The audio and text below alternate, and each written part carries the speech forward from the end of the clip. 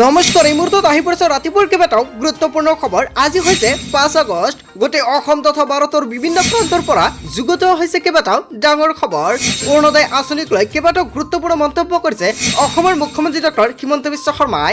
নিৰ্বাচনৰ সময়ত যিসকল ব্যক্তিয়ে অৰুণোদয় আঁচনিৰ ফৰ্মটো ফিল আপ কৰিছিলে সকলোকে চৰকাৰে প্ৰদান কৰিব অৰুণোদয় আঁচনি। নতুন সিদ্ধান্ত গ্ৰহণ কৰিছে আজি। লগতে কমিটি গঠনৰ লৈ কেইবাটাও ডাঙৰ মন্তব্য কৰিছে। লগতে আত্মসহায়ক মহিলাৰ বেংক একাউণ্টত কেতিয়াও সোমাব 10,000 কোটি টকা। ৰেচন কাৰ্ডৰ প্ৰতিজন হিতাধিকাৰীৰ বাবে এটা গুৰুত্বপূৰ্ণ খবৰ। হিন্দু মুছলমানক লৈ কেইবাটাও ডাঙৰ মন্তব্য কৰিছে অসমৰ মুখ্যমন্ত্ৰী ডক্টৰ হিমন্ত বিশ্ব শৰ্মাই। কেইবাটাও ৰাজনৈতিক খবৰ লগতে অৰাজনৈতিক খবৰ যুগুত হৈছে আজিৰ দিনটোত। আজিৰ আমাৰ প্ৰথমটো খুবেই গুৰুত্বপূৰ্ণ খবৰ হৈছে অসমবাসীৰ বাবে এটা ডাঙৰ খবৰ। নিৰ্বাচনৰ সময়ত অৰুণোদয়ৰ প্ৰপত্ৰ পূৰণ কৰা সকলোৱে পাব অৰুণোদয় আঁচনিৰ টকা। কমিটি গঠনৰ নিৰ্দেশ দিছে অসমৰ মুখ্যমন্ত্ৰীগৰাকীয়ে। অৰুণোদয় আঁচনিক লৈ অসমৰ মুখ্যমন্ত্ৰী ডক্টৰ হিমন্ত বিশ্ব শৰ্মাৰ ডাঙৰ ঘোষণা। নিৰ্বাচনৰ সময়ত অৰুণোদয়ৰ প্ৰপত্ৰ পূৰণ কৰা সকলোৱে পাব অৰুণোদয় আঁচনিৰ টকা। লগতে সকলোকে অৰুণোদয় আঁচনিত অন্তৰ্ভুক্ত কৰা হ'ব। নিৰ্বাচনৰ সময়ত আপুনি প্ৰপত্ৰ পূৰণ কৰিছিল নেকি? প্ৰত্যেকটো বুথ কেন্দ্ৰত গঠন কৰিব 3জনীয়া কমিটি আৰু অভিভাৱক মন্ত্ৰীসকলে গঠন কৰি দিব কমিটি। 31 আগষ্টৰ ভিতৰত কমিটি গঠনৰ নিৰ্দেশ জাৰি কৰিছে অসমৰ মুখ্যমন্ত্ৰী ডক্টৰ হিমন্ত বিশ্ব শৰ্মাই। প্ৰত্যেকটো বুথে নিৰ্বাচন কৰিব অৰুণোদয় আঁচনিৰ হিতাধিকাৰী। পুৰণি পশু হিতাধিকাৰীৰ নামো কৰ্তন কৰা হ'ব তালিকাৰ পৰা। যিসকল ব্যক্তিৰ অৰুণোদয় আৰু অৰুণোদয় 2.0 আঁচনিৰ লিষ্টত নামটো অন্তৰ্ভুক্ত হৈ আছে সেইসকল ব্যক্তিৰ নাম কৰ্তন কৰা হ'ব আৰু কোন কোন ব্যক্তিৰ নাম কৰ্তন কৰা হ'ব সেয়া সম্পূৰ্ণকৈ জানিব পাৰিব। বিজেপি দলৰ বিদায়নী বৈঠকত ঘোষণা কৰিছে অসমৰ মুখ্যমন্ত্ৰী ডক্টৰ হিমন্ত বিশ্ব শৰ্মাই। অৰুণোদয় আঁচনিক লৈ মুখ্যমন্ত্ৰী হিমন্ত বিশ্ব শৰ্মাৰ ডাঙৰ মন্তব্য। যিসকল ব্যক্তিয়ে NRCৰ সময়ত বায়'মেট্ৰিক দিছিলে আৰু আধাৰ কাৰ্ডটো নাই, আধাৰ কাৰ্ডটো নোহোৱাকৈ যিসকল ব্যক্তিয়ে অৰুণোদয় আৰু অৰুণোদয় 2.0 আঁচনি টকাটো লাভ কৰি আছে সেইসকল ব্যক্তিৰ বাবে এটা বেয়া খবৰ, কিয়নো সেইসকল ব্যক্তি বঞ্চিত হ'ব অৰুণোদয় আঁচনিৰ পৰা। লগতে অৰুণোদয় 2.0 আঁচনিৰ পৰাও বঞ্চিত হ'ব। লগতে অসমত নতুনকৈ অৰুণোদয় 3.0 আঁচনি পাবলৈ হ'লে ৰেচন কাৰ্ড আৰু আধাৰ কাৰ্ড থাকিব লাগিব। যদি আপোনাৰ ৰেচন কাৰ্ডত নামটো নাই বা আপোনাৰ আধাৰ কাৰ্ড নাই তেন্তে আপুনি অৰুণোদয় 3.0টো আবেদন কৰিব নোৱাৰিব। লগতে অৰুণোদয় আৰু অৰুণোদয় 2.0 আঁচনিত যদি আপোনাৰ নামটো অন্তৰ্ভুক্ত হৈ আছে আৰু আপোনাৰ আধাৰ কাৰ্ড নাই, লগতে আপোনাৰ ৰেচন কাৰ্ডত নামটো নাই, তেনে ক্ষেত্ৰতো কিন্তু আপুনি বঞ্চিত হৈ পৰিব অৰুণোদয় আঁচনিৰ পৰা। লগতে কোনো ধৰণৰ অৰুণোদয় আঁচনিৰ টকা নাপাব আপুনি অহা মাহৰ পৰা। তাৰপিছত অসমবাসী ৰাইজক জনাইছোঁ আমাৰ 2 নম্বৰটো খুবেই গুৰুত্বপূৰ্ণ খবৰ। লগতে ডাঙৰ খবৰ, হিন্দুৰ মাটি মুছলমানে, মুছলমানৰ মাটি হিন্দুৱে কিনিবলৈ ল'ব লাগিব মুখ্যমন্ত্ৰীৰ অনুমতি। অসমৰ মুখ্যমন্ত্ৰী ডক্টৰ হিমন্ত বিশ্ব শৰ্মাই এতিয়াৰ পৰা এটা ডাঙৰ সিদ্ধান্ত গ্ৰহণ কৰিছে। এতিয়া হিন্দু আৰু মুছলমানে মাটি বিক্ৰী কিনা কৰিব নোৱাৰিব আৰু কৰিবলৈ হ'লে অসমৰ মুখ্যমন্ত্ৰী ডক্টৰ হিমন্ত বিশ্ব শৰ্মাৰ অনুমতি ল'ব লাগিব।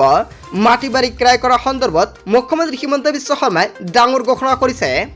হিন্দুৰ মাটি ক্ৰয় কৰিবলৈ মুছলমানে ল'ব লাগিব অনুমতি আৰু একেদৰে মুছলমানৰ মাটি হিন্দুৱে ক্ৰয় কৰিবলৈ হ'লে ল'ব লাগিব অনুমতি।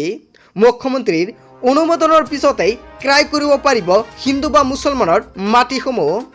কেৱল ইয়াই নহয়, অবিভক্ত গোৱালপাৰা জিলাত কোনেও বিশেষ সম্প্ৰদায়ক বিক্ৰী কৰিব নোৱাৰিব মাটি। ৰাজ্য চৰকাৰে গ্ৰহণ কৰিছে প্ৰস্তাৱ। থলুৱা লোকৰ মাটি সুৰক্ষিত কৰাৰ স্বাৰ্থত এই সিদ্ধান্ত গ্ৰহণ কৰিছে। চাহ বাগিচাৰ মাটিৰ অধিকাৰ কেৱল চাহ বাগিচাৰ লোকৰ মাজতহে থাকিব। জনজাতীয় লোকৰ মাটিৰ সুৰক্ষাৰ বাবেও আহি আছে নতুন আইন। বৰপেটা, বৰদোৱা, মাজুলী ভূমি থলুৱা লোকৰ সংৰক্ষণৰ বাবেও গ্ৰহণ কৰিব ব্যৱস্থা। মাটি বাৰী ক্ৰয় সন্দৰ্ভত অসমৰ মুখ্যমন্ত্ৰী ডক্টৰ হিমন্ত বিশ্ব শৰ্মাই এটা ডাঙৰ ঘোষণা কৰিছে। ইয়াৰ বিষয়ত জনতাই কি ক'ব, জনতাৰ মন্তব্যটো নিশ্চয় কমেণ্ট বক্সত জনাব। তাৰপিছত অসমবাসী ৰাইজক জনাইছোঁ আমাৰ 3 নম্বৰটো খুবেই গুৰুত্বপূৰ্ণ খবৰ। লগতে ডাঙৰ খবৰ, BTCত অকলে নিৰ্বাচন খেলিব বিজেপিয়ে। পঞ্চায়ত জিলা পৰিষদৰ নিৰ্বাচনত নাথাকে মিত্ৰতা। কেইবাটাও ডাঙৰ সিদ্ধান্ত গ্ৰহণ কৰিছে। লগতে অসমৰ মুখ্যমন্ত্ৰী ডক্টৰ হিমন্ত বিশ্ব শৰ্মাৰ ডাঙৰ মন্তব্য। 2025ত বিটিআৰ নিৰ্বাচনত অকলে নিৰ্বাচন খেলিব বিজেপি চৰকাৰে। কেৱল এয়াই নহয়, চিডলিৰ উপ নিৰ্বাচনত UPPLক সহায় কৰিব বিজেপিয়ে। পঞ্চায়ত জিলা পৰিষদৰ নিৰ্বাচনত নাথাকে মিত্ৰতা। 2026ৰ নিৰ্বাচনত অগপা বিজেপিৰ মিত্ৰতা সন্দৰ্ভত হ'ব আলোচনা। বিজেপি দলৰ বিধায়িনী বৈঠকত ঘোষণা কৰিছে অসমৰ মুখ্যমন্ত্ৰী ডক্টৰ হিমন্ত বিশ্ব শৰ্মাই। 2025ত বিটিআৰ নিৰ্বাচনত অকলে নিৰ্বাচন খেলিব বিজেপিয়ে। অৱশেষত এখন ডাঙৰ সিদ্ধান্ত গ্ৰহণ কৰিছে। ইয়াৰ বিষয়ত আপুনি কি ক'ব?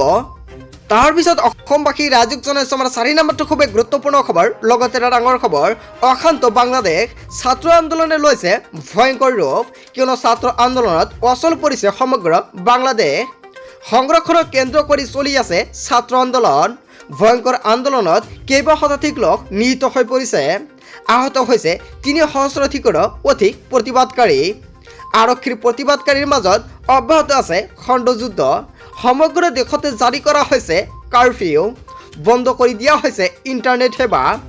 চাকৰিৰ ক্ষেত্ৰতো স্বাধীনতা সংগ্ৰামী পৰিয়ালৰ বাবে সংৰক্ষণ কৰিছিল 30% আসন, আৰু ইয়াৰ পিছতে দেশখনত ভয়ংকৰ হৈ পৰে ছাত্ৰ আন্দোলন।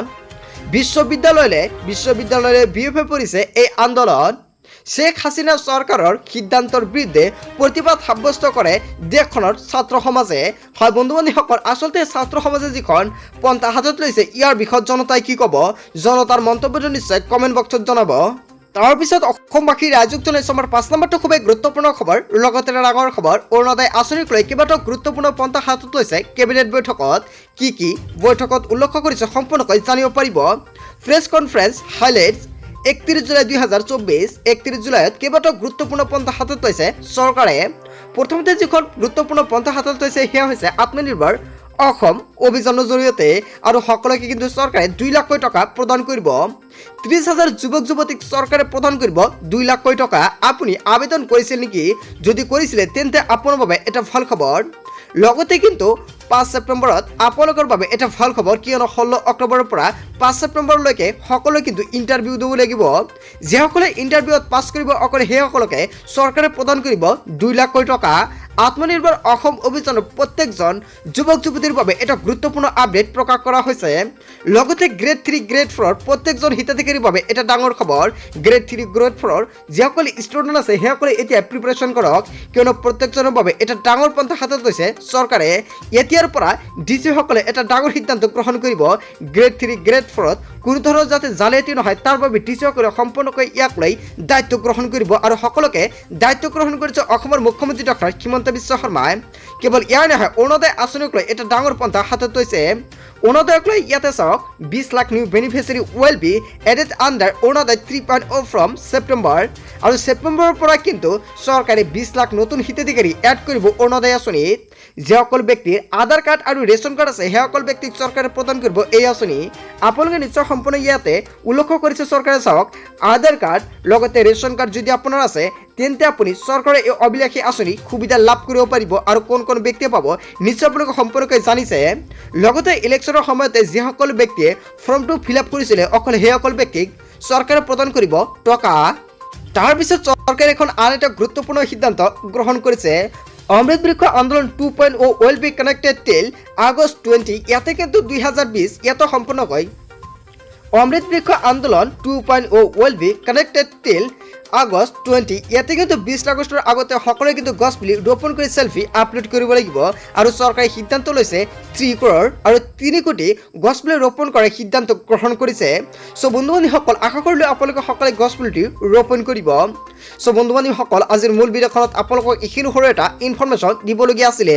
ভিডিঅ'টি ভাল লাগিলে লাইক কমেণ্ট শ্বেয়াৰ কৰিব, আৰু যদি এতিয়ালৈকে চেনেলটি ছাবস্ক্ৰাইব কৰে তেন্তে এনেকুৱাকৈ নতুন নতুন ইনফৰমেটিভ তথা হেল্পফুল ভিডিঅ' পাবলৈ হ'লে চেনেলটি ছাবস্ক্ৰাইব কৰি ভিডিঅ'টো এটা লাইক কৰিবলৈ নাপাহৰিব। চ' থেংক ইউ ফৰ ৱাচিং ফুল ভিডিঅ'।